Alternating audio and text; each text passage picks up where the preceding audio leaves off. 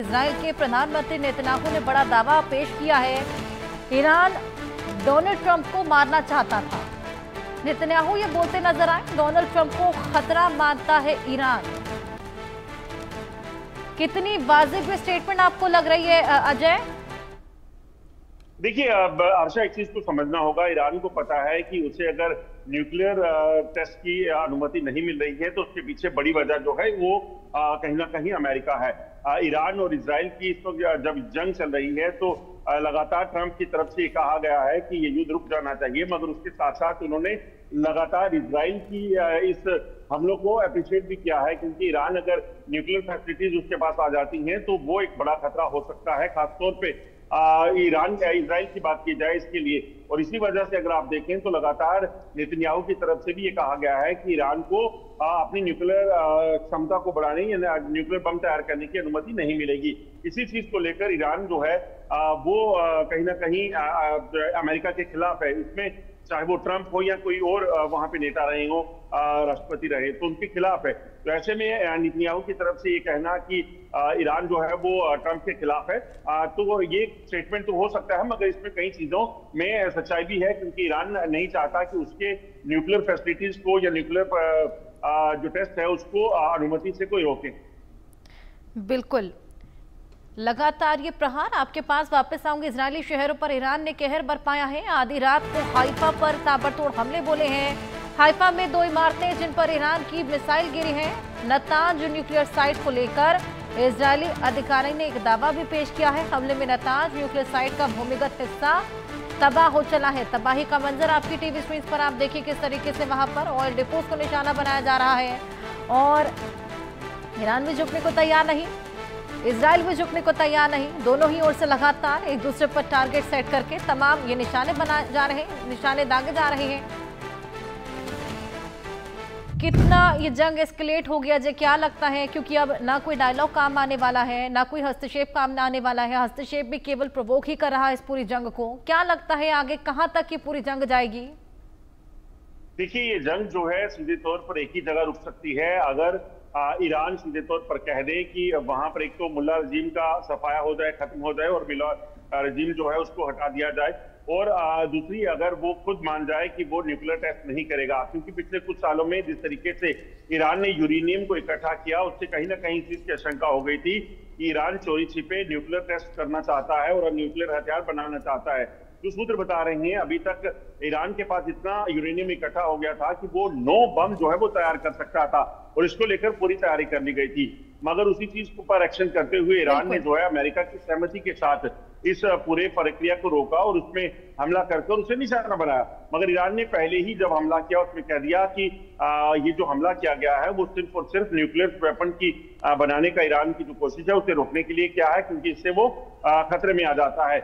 मगर उस पर ईरान की कार्रवाई, जवाबी कार्रवाई शुरू हुई और उसके बाद एक दूसरे को टारगेट करने का सिलसिला तब से जारी है। और अगर ये सिलसिला नहीं रुका, जब तक ईरान नहीं रोकेगा तब तक इजराइल भी नहीं रुकेगा, ये बड़ी स्पष्ट बात है। आज अगर ईरान तैयार हो जाता है युद्ध विराम के लिए तो आज चीजें जो है वो बेहतर हो जाएंगी। बिल्कुल, और कहीं ना कहीं जंग का नुकसान पूरे विश्व को भी झेलना पड़ेगा। बहुत शुक्रिया अजय तमाम जानकारियां साझा करने के लिए। क्या इजराइल का अगला टारगेट खामनेई होंगे? क्या नेतन्याहू अब खामनेई का चैप्टर क्लोज करेंगे? ये सवाल तब खड़े हो रहे हैं जब ईरान पर बारूद की बरसात के बीच इजराइल के एक अधिकारी ने 2 टूक कहा कि खामनेई इजराइल की रेंज से बाहर नहीं है। खामनेई को खत्म करने की संभावना से इनकार नहीं किया जा सकता, और इस चेतावनी के बीच इजराइल ने अब ईरान की रीढ़ की हड्डी पर हमला शुरू किया है। ईरान के 2 ऑयल डिपो को तबाह कर दिया है। तेहरान और बुशहर ऑयल डिपो को भारी नुकसान पहुंचाया है। ईरान ने भी पलटवार करते हुए इजराइल पर 150 से ज्यादा मिसाइलें दागी, जिस पर इजराइल ने हमला और तेज करने की चेतावनी दी है। साथ ही इजराइल डिफेंस फोर्स ने कहा कि अगर ईरान ने परमाणु कार्यक्रम नहीं रोका तो तेहरान को जला देंगे। सवाल ये कि क्या मिडिल ईस्ट में जंग की आग और भड़केगी? क्या इस जंग की आग में पूरी दुनिया झुलसती नजर आएगी?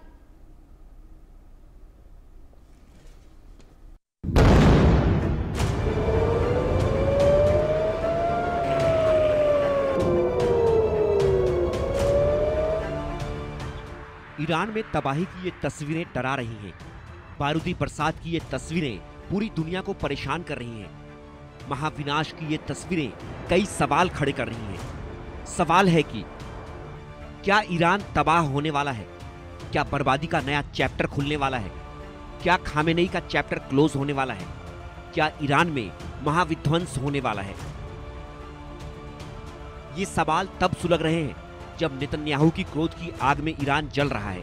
ईरान के हर बड़े शहर में बारूदी गंध घुल रहा है।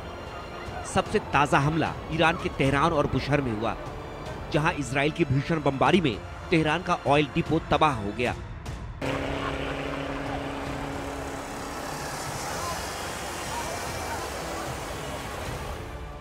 तेहरान के ऑयल डिपो से उठती आग की ये तस्वीरें बता रही हैं कि पूरी प्लानिंग के साथ इजराइल ने ईरान की रीढ़ की हड्डी पर वार किया, बारूदी हमला कर खामेनेई की कमर तोड़ दी।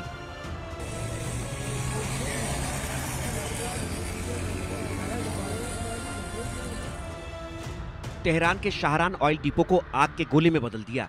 इसके पहले ईरान के बुशहर शहर के पास एक गैस फील्ड और आबादान में ऑयल रिफाइनरी पर भी जबरदस्त अटैक किया। सिर्फ इतना ही नहीं, इजराइल का दावा है कि उसने तेहरान में रक्षा मंत्रालय को निशाना बनाया, ईरान के कई हथियार डिपो को तबाह कर दिया, ईरान के 150 से ज्यादा ठिकानों पर हमला किया। इसके साथ ही ईरान में अगला टारगेट क्या होगा, इसका खुलासा भी इजराइल ने कर दिया।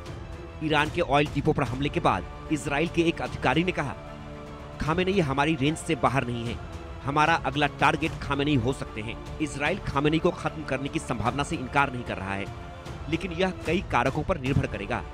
हमने हालिया हमलों में ईरान में भारी नुकसान पहुंचाया है।